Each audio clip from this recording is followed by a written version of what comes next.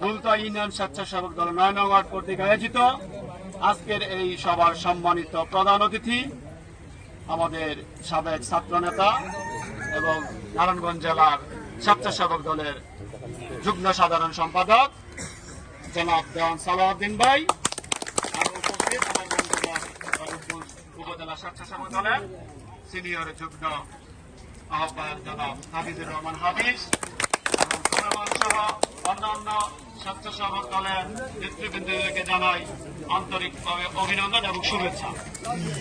মোস্তাফিজুর রহমান ভূঁইয়া দীপু ভাই পুরো রূপগঞ্জ ব্যাপী যে ডাক দিয়েছেন সন্ত্রাস, চাঁদাবাজ এবং ভূমি দখল, মাদকের বিরুদ্ধে যে সোচ্চার জিরো টলারেন্স নীতি অবলম্বন করেছেন, আমরা এই নীতির একাত্মতা প্রকাশ করার জন্য এই লক্ষ্যে আগামী 29শে নভেম্বর একটি সমাবেশে ডাক দেওয়া হয়েছে।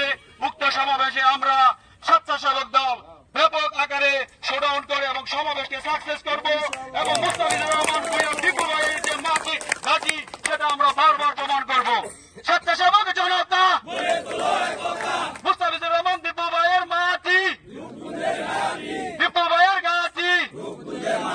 ধন্যবাদ সবাইকে, সংগ্রামী সালাম। আসসালামু আলাইকুম ওয়া রাহমাতুল্লাহ।